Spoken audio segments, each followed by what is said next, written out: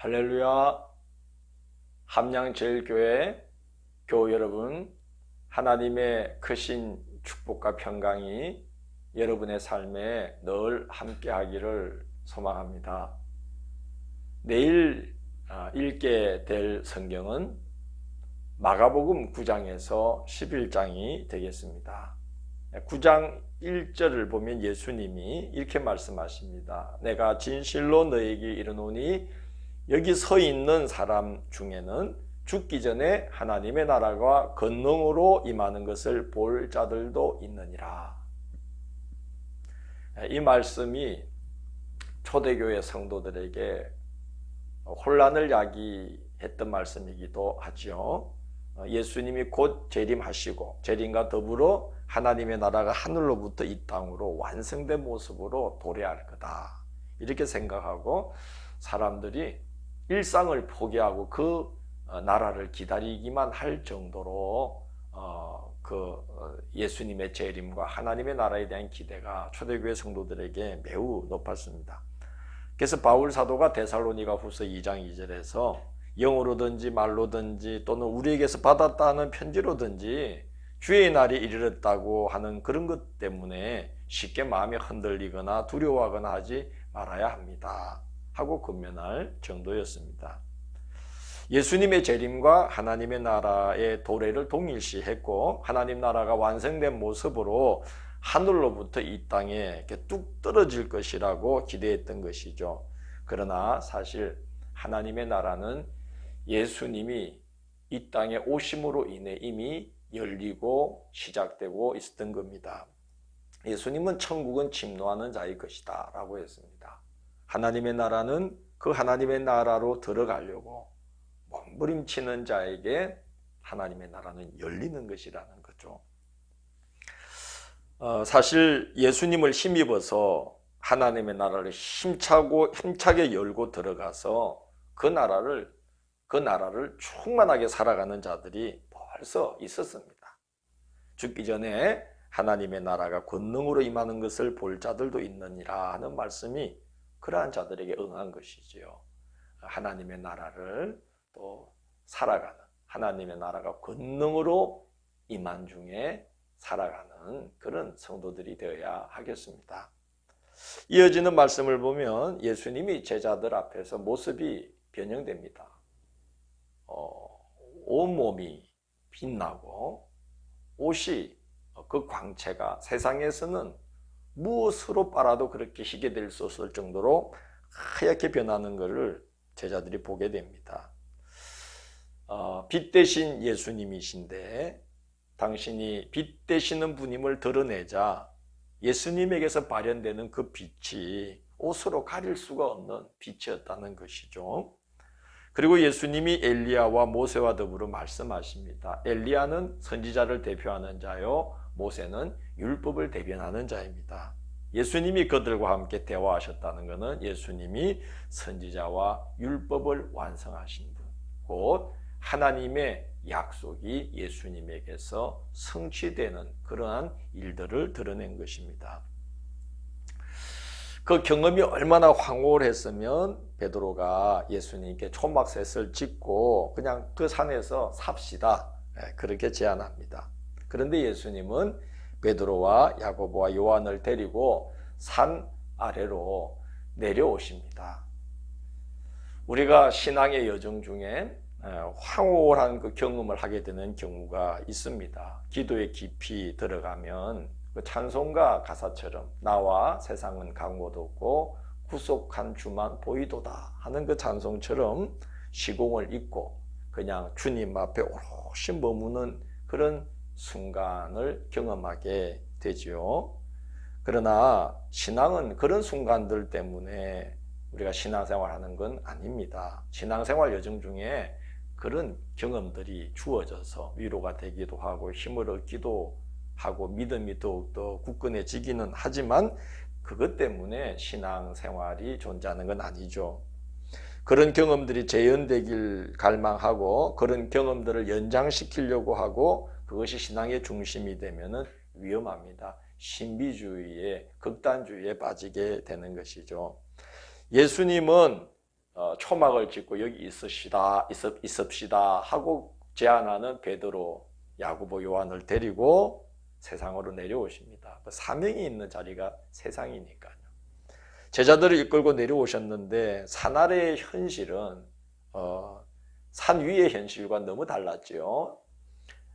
귀신 들린 아들을 어떤 사람이 데리고 와서 제자들에게 고쳐달라 그랬는데 못 고쳐줘서 서기관들과 제자들 사이에 막 언쟁이 벌어지고 있었습니다. 예수님께서 그 아이에게서 귀신을 쫓아내십니다. 우리가 머물러야 될 곳은 그렇게 황홀경이 있는 산 위가 아니고 삶의 문제가 가득 차 있는 이 세상 가운데 우리는 머물러야죠. 거기가 우리가 신앙 생활을 실천해 나가야 될 자리인 것입니다.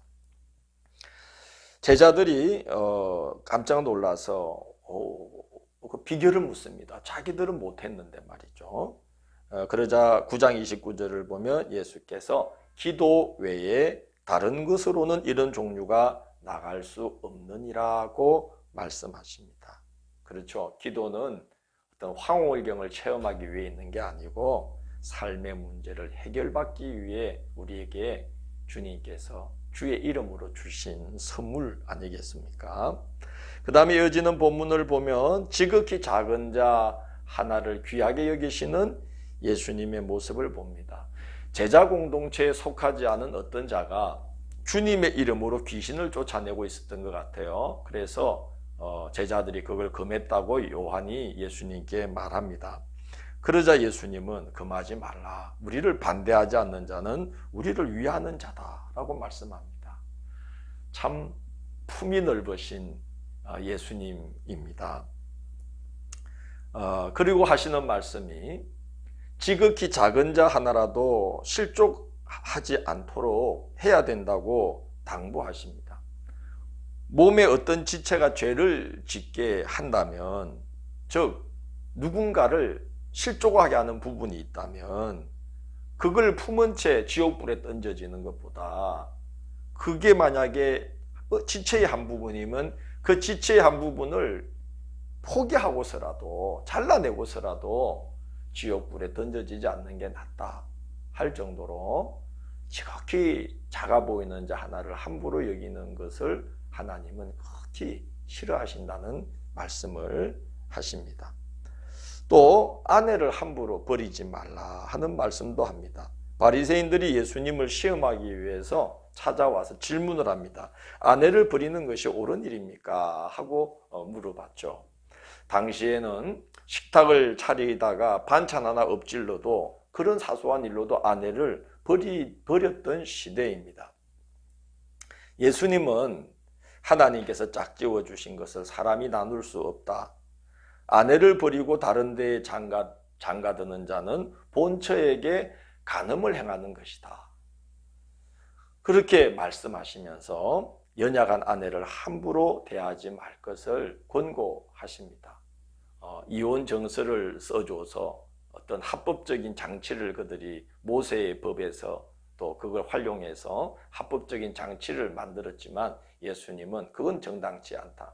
너희들이 너무 악해서 그런 어떤 아내가 재혼할 수 있는 합법적인 근거도 마련해 주지 않은 채 내어 쫓을 정도로 악하기 때문에 어쩔 수 없이 그런 법을 주신 것이지 원래 하나님은 그런 걸 원하지 않으신다. 하나님이 짝지어 주신 걸 사람이 임으로 나눌 수는 없다.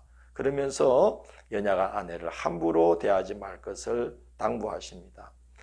어린 아이들을 축복하시는 모습이 이어서 나옵니다. 예수님의 축복을 받으려고 사람들이, 부모들이 아이들을 데리고 와서 예수님께 자꾸 이렇게 떠밀었던 것 같아요. 제자들이 성가시니까 부모들을 막 꾸짖습니다. 그러자 예수님이 제자들에게 노하십니다. 성경에 보면 그 모습을 보시고 노하셨다 이렇게 기록되어 있습니다. 왜냐하면 하면 안 될 짓을 하고 있었다는 거지요. 예수님은 제자들에게 하나님의 나라가 이런 자일 것이다. 하나님의 나라를 이 어린 아이들처럼 받들지 않는 자는 결단코 그곳에 들어가지 못한다고 책망을 하신 후에 어린 아이들을 안고 안수하며 축복해 주십니다. 당시의 아이들은 여성들이나 노인들과 함께 사람 숫자를 셀 때에 제외된 대상 중에 하나가 아이들이에요. 그런데 예수님은 그들을 하나님 나라의 주인공이다 하면서 높이십니다. 지극히 작은 자, 그래서 함부로 대해도 될 것 같은 그 한 사람을 절대로 함부로 대해서는 안 된다. 그 사람을 어떻게 대하느냐가 하나님의 나라냐 지옥이냐, 이게 갈라지는 분기점이다. 그렇게 예수님은 엄하게 말씀하십니다. 하나님 나라는 내려놓고 버리고 비움으로서만 갈 수 있는 길입니다. 어느 한 부자를 통해서 예수님은 그 말씀을 하십니다. 한 부자가 예수님을 찾아왔다가 재물 때문에 거기에 매여서 예수님을 따르지 못하고 돌아갑니다. 그래서 예수님은 하나님의 나라에 들어가기가 얼마나 어려운지 낙타가 바늘기로 들어가는 것보다 더 어렵다고 말씀합니다. 부자만 하나님 나라에 들어가는 게 낙타가 바늘기로 들어가는 것보다 어려운 게 아니죠. 예수님 말씀하신 걸 보면 부자에게만 해당되게 말씀하신 거 아닙니다. 그 마가복음 10장 23절 보면 그 24절 보면 그렇게 말씀하셔요. 애들아, 하나님의 나라에 들어가기가 얼마나 어려운지 이렇게 말씀을 합니다. 부자만이 아니라 누구라도 하나님의 나라에 들어가는 건 낙타 바늘기 통과하기처럼 어려운 것입니다.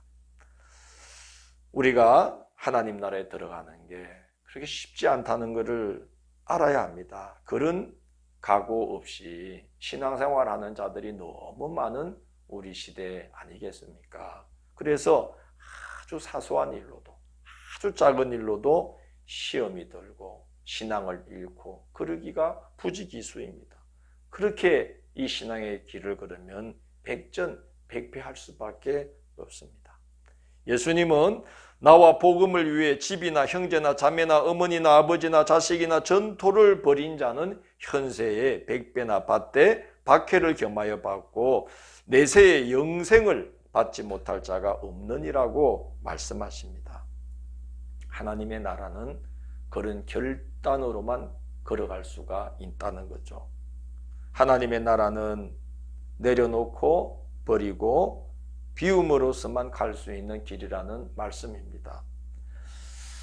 하나님의 나라는 그런 것 같아요. 버림으로써 얻고 비움으로써 채움받고 줌으로써 받고 죽음으로써 다시 사는 것, 이게 하나님 나라의 원리라는 생각이 듭니다. 예수님은 당신이 예루살렘에 올라가서 죽임당하고 3일 만에 다시 살아날 것을 말씀하십니다. 하나님 나라가 그거죠. 죽음으로써 다시 사는 것, 그것입니다. 그런데 이런 말씀을 듣고도 야고보와 요한은 예수님께 주님의 나라에서 오른쪽과 왼쪽의 자리를 우리에게 주십시오라고 요구합니다. 예수님이 그렇게 말씀을 하셔도 못 알아듣는 것입니다. 그래서 예수님이 기가 막히시죠. 묻습니다. 너희는 내가 마시는 잔을 마시며 내가 받는 세례를 받을 수 있겠느냐 하고 묻습니다. 야고보와 요한은 그게 어떤 일을 감당해야 되는지도 모른 채 할 수 있다고 대답을 합니다. 예수님처럼 목숨까지도 내려놓고 하나님 나라를 받들 수 있느냐, 그걸 물은 말씀인데 그들은 그 뜻도 모르고 예, 할 수 있습니다 하고 대답합니다. 물론 성령께서 역사하셔서 나중에 그들도 주님처럼 하게끔 하나님이 역사해 주셨죠. 예수님은 당신이 이 땅에 오신 목적이 자기 목숨을 많은 사람의 대속물로 내어주기 위함이라고 말씀하시면서 버리기 위해서, 주기 위해서, 비우기 위해서 온 것이다. 그러면서 많은 사람을 채우고 많은 사람이 생명을 얻게 하려고 온 것이다 라고 말씀하시면서 높아지려고 하지 말고 낮아진 마음으로 자존심 완전히 내려놓고 모든 사람의 종이 되어야 한다 라고 말씀합니다. 왜냐하면 하나님 나라를 세워갈 일꾼이기 때문에 하나님 나라의 원리대로 사람들을 섬겨야만 하나님 나라를 세우는데 쓰임받을 수가 있기 때문이지요. 그래서 모든 사람의 종이 되어야 한다. 그래야만 갈 수 있는 것이 하나님 나라의 길이다 하고 말씀합니다. 예수님은 예루살렘에 들어가시는데 11장 10절을 보면 사람들이 찬송하리로다 오는 우리 조상 다윗의 나라요 하면서 기뻐하며 예수님을 맞이합니다. 사람들은 그리스도가 오시면 당장의 모든 것을 회복시킬 것이라고 기대했죠. 다윗 같은 왕국을 떡하니 순식간에 이룰 것이라고 기대를 했던 것입니다. 하나님의 나라를 말하면서 정말 하나님을 위한 적이 없는 사람들입니다. 하나님의 이름을 빌려서 사람의 영광을 추구하기만 했던 것이 이스라엘의 역사였던 것이죠. 아마 우리도 지금 여전히 그 길을 가고 있는지도 모르겠습니다. 그런데 예수님은 다윗의 나라를 세우는 것 대신에 예루살렘에 들어가시자마자 이상한 일을 하셔요. 그 무화과 나무, 잎이 무성한 무화과 나무를 막 책망하시면서 뿌리째 말라버리게 합니다. 그럼으로써 이스라엘의 영적 현실이 어떠한지를 드러내시고 책망을 하신 거죠. 아마 그럼으로써 하나님 나라를 여는 일을 시작하셨다는 생각이 듭니다. 그리고 성전 마당에서 매매하는 자들, 비둘기 파는 자들, 돈 바꾸는 자들을 다 내어 쫓으십니다. 원래는 편의를 봐주기 위해서, 그리고 이제 종교적인 이유 때문에 그렇게 한 것이죠. 제물로 바칠 짐승을 제사 드릴 자가 멀리서부터 갖고 오다가 부정한 것에 접촉할 수 있기 때문에 하나님께 드릴 것은 정한 것으로 드려야 된다는 그런 이유로 성전에서 이제 제물들 짐승을 팔기 시작한 거죠. 그리고 화폐에는 로마 황제의 형상이 그려져 있으니까 이걸 하나님 앞에 드릴 수가 없기 때문에 성전에서 화폐를 발행해서 정한 제물로 하나님을 섬기자고 한 것이지요. 그러나 이게 예수님 때에는 너무나 변질되어서 엄청난 이익이 제사장들의 그 호주머니로 다 들어가게 된 것이죠. 그래서 예수님은 너희가 만민이 기도하는 집을 강도의 소굴로 만들어도다 그러면서 그 성전에서 매매하는 자들 다 쫓아내시고 다시금 성전을 만민이 기도하는 집으로 회복시켜 주십니다. 주님이 오셔서 그런 일들을 하면서 하나님의 나라를 여시는 것이죠. 그러나 사람들은 그걸 그렇게 반가워하지를 않았던 것 같습니다. 하나님의 영광을 구하기보다는 예수님이 말씀했듯이 사람의 영광을 구했기 때문에 아닌가 생각이 됩니다. 우리는 그런 모습이 아니라 오늘 예수님이 우리에게 권면하고 있듯이 지극히 작은 자 하나 우리가 아주 존중히 여기고 또 우리 자신을 지극히 낮추어서 모든 사람의 종된 마음으로 그렇게 우리가 내려놓고 버리고 비우면서 하나님의 나라를 살고 또 이 땅에서 하나님의 나라를 열어가는 하나님 나라의 충성된 일꾼들 되시기를 주의 이름으로 권면합니다. 기도하겠습니다. 주님, 이 세상 속에서 우리는 세상의 영광을 구하는 사람들과 함께 넓은 길을 걸어갈 수밖에 없는 환경 속에 살고 있습니다. 저희들을 긍휼히 여겨주시고 우리의 신앙의 여정을 친히 인도하시고 우리 앞에 빛을 비춰주시고 성령으로 우리 영혼을 새롭게 하시며 하나님 나라를 사모하고 하나님 나라를 살고 하나님 나라를 이 땅에 열어가는 걸음을 내디딜 수 있도록 인도하여 주옵소서. 예수님 이름으로 기도드립니다. 아멘.